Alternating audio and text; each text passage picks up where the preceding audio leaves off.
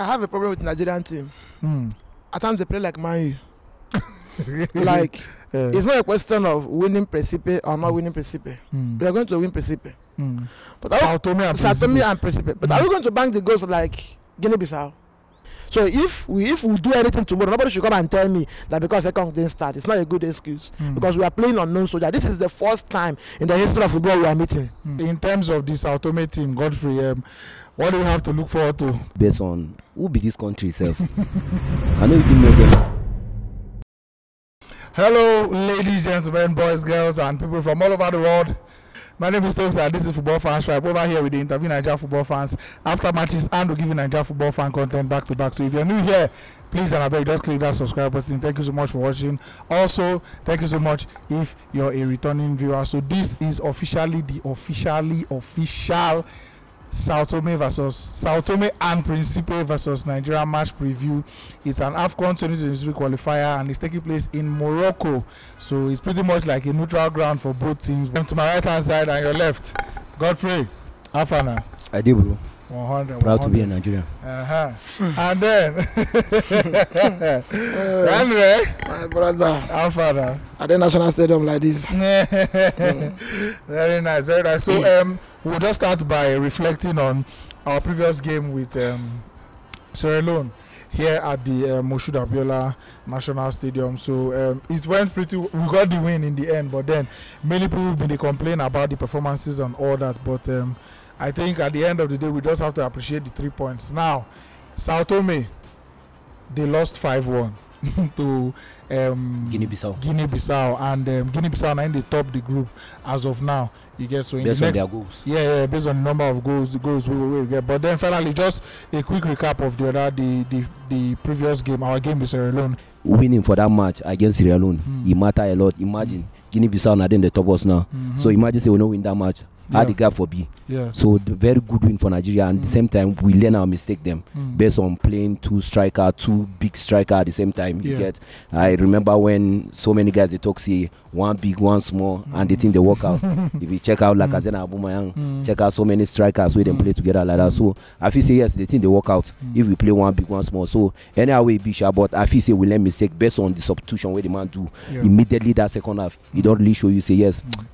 I don't need to go with these two big men, and at the same, I expect them to do the same thing. Come this game against. We'll get into the lineup. We'll get into the lineup definitely. But then Henry, so we lost our captain on the day, William to Ekong, to an injury.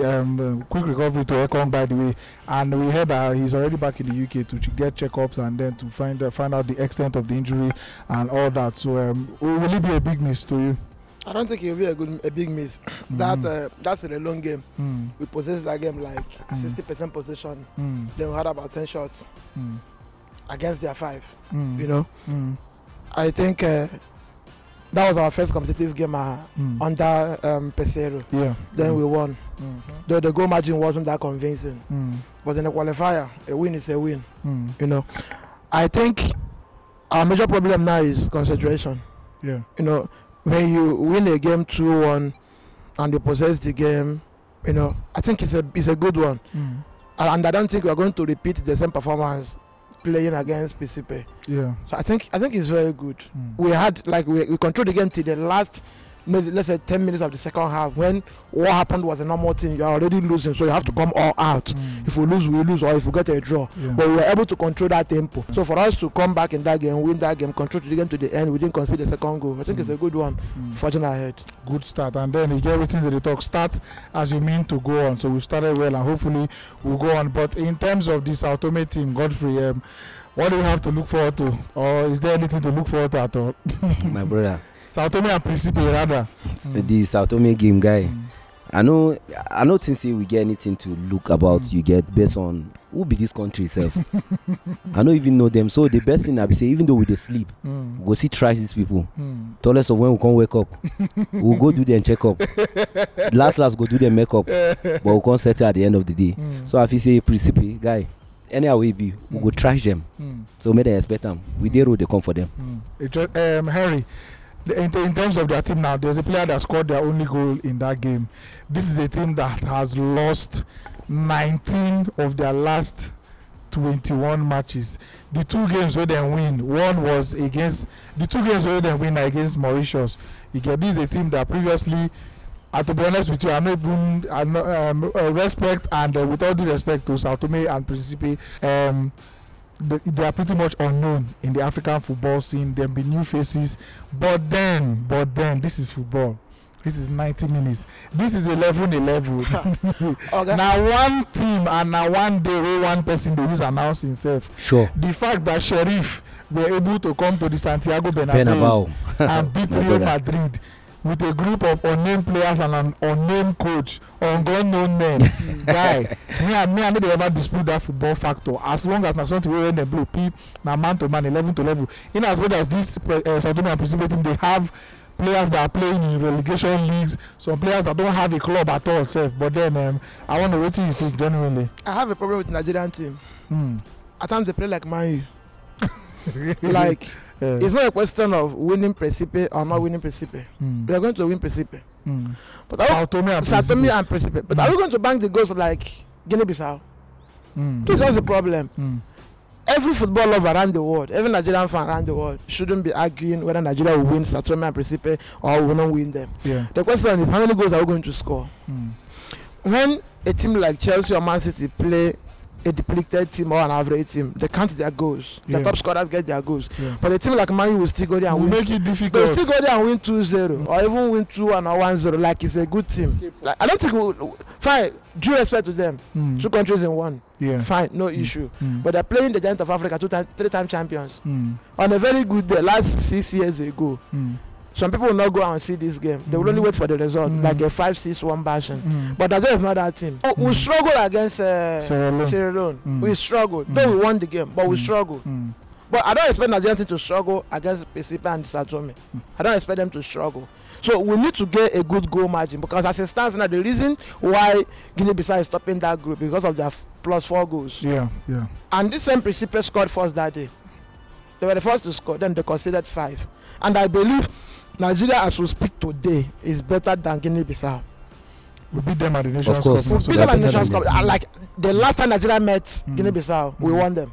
So if Guinea-Bissau can score 5 against Principe, why can't Nigeria bank 6? As a matter of fact, if they should get a goal tomorrow, they win. Ekong or no Ekong? I don't think Man U should go and lose against Norwich because Ronaldo no start. It's an insult to Manchester United. I don't know what I'm saying. So we have no excuse tomorrow. Ekong or no Ekong. We went there with about 23-24 men list. So even if Ekong is not there, after all, Ronaldo is not going to play Switzerland this night. That is respect. It doesn't mean Portugal don't need that result. So if we do anything tomorrow, nobody should come and tell me that because Ekong didn't start. It's not a good excuse. Because we are playing unknown soldier. This is the first time in the history of football we are meeting. We are meeting for the first time. So we should make that impact. We should create that we should create that impact that the next time we should come against Nigeria, they will flash back the last time we met. Like the phobia should be there. All right, so we are going to go into the lineup now, and Godfrey, this one will be to you. So in terms of the starting lineup, you go give us the starting lineup where you want, and as we normally do, guys, also in the comment section, also let us know the starting lineup you may want or you prefer. I'll go with 4-3-3. Okay. My 4-3-3. So let's go. So I feel say even 2 seconds they're available for the match. You get, even though they're available for the match, I know go start 2 seconds for that match.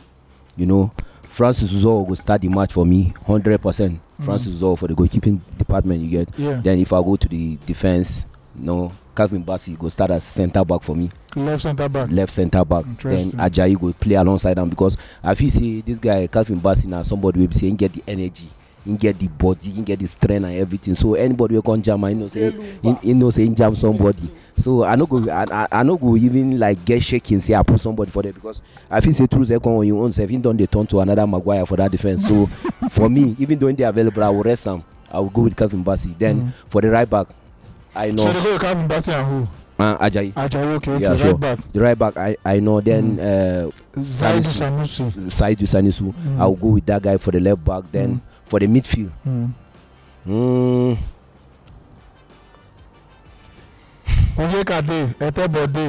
Yes, I know. When we were watching the training section, they were all here.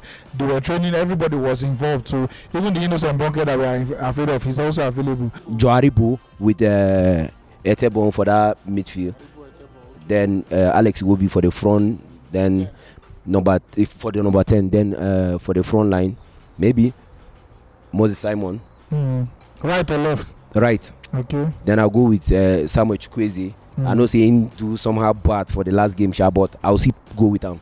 Based on say I know who they play, you get. So I'll go with and then at the same time I play Osimhen, the main man, £100 million player for the middle. If you don't get £100 million, you go sleep. I just feel sorry for Manchester United where they find striker right now. Now when I know what you Nasabi, when I go find a striker.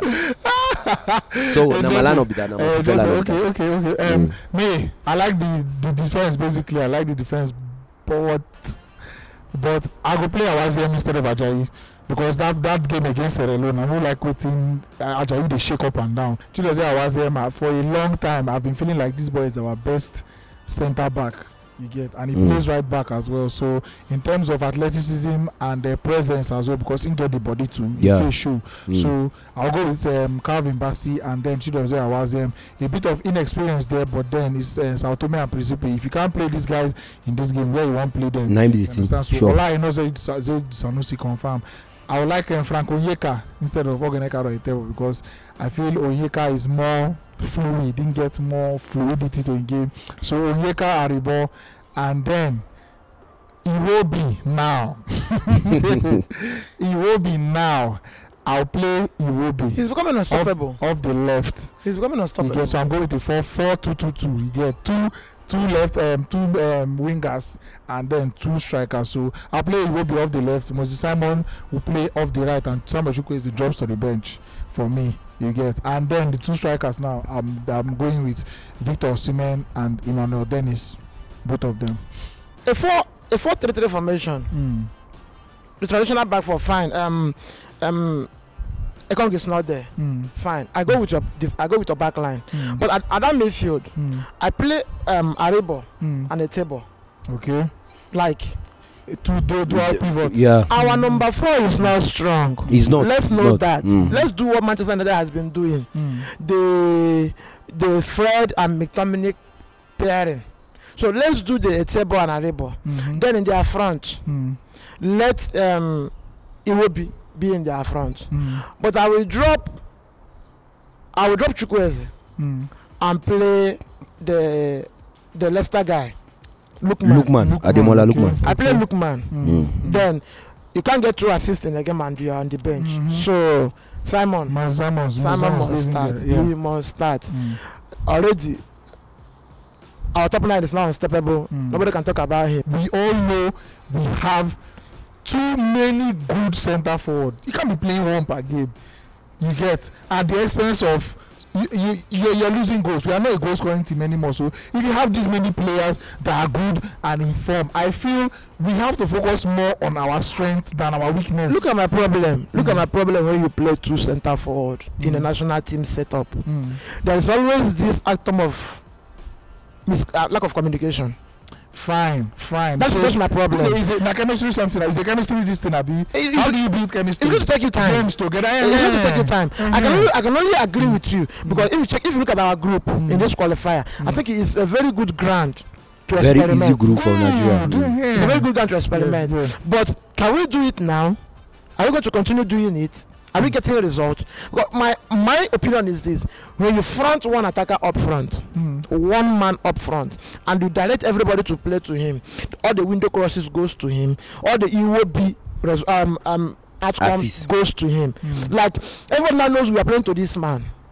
That's the thing. You know, and in that formation, remember, Aribo and Tebo can go a little bit up front. Then pushing EOB close to the striker.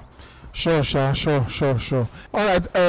This is the beauty of football, we always have the ability to share opinions, you know, and then bounce ideas off each other. So we'll get to know. But then also let us know the lineup you like to play if you be Nigerian. Just let us know the lineup where you would like start and the reasons why. If you agree with any of our lineup, to let us know in the comment section. And thank you so much for watching. Finally, score prediction. I'm just wondering, and Godfrey. 6-0. Nigeria cannot score 5. In other words, Osimhen hat-trick. I'm not advertising for anybody, I'm sorry. But if Nigeria hits 5 tomorrow, I owe you a Heineken. I don't drink alcohol. This one a Sprite, man. Okay. I owe you one yogurt. You can't only yogurt. There is yogurt of 50 naira. There is yogurt of 100 naira. You can't buy me such yogurt. Big yogurt. Big yogurt. Yeah, How many? The family size yogurt one. How many? How many? A 3-0 scoreline is 3-0. better. Of course. I say 5-0. You stick 5-0. So what's the difference between me and you? I say 5-0. No. 6. That's what I'm going for. Oh. I say 5-0. See, Sierra Leone is not that far from Principe. They are far. They are far. Thank you so much for watching. So I did this with Godfrey and then my man Henry, and we are looking forward to the game. We'll have a watch along for the game. We have a watch along for the game coming up. So don't forget to be here. We have a watch along for the game coming up, and also match interviews after the game. Be here for that, and then we are back to How Market and our other shows that we have running this off season. Don't forget the season may be over, but we are not done with you. Arsenal is still pricing. Arsenal they market too. They market. Man, they not forget. Liverpool they unveil. Now so you be. Alright guys, thank you so much for watching. Thank you so much for watching, and then go Super Eagles.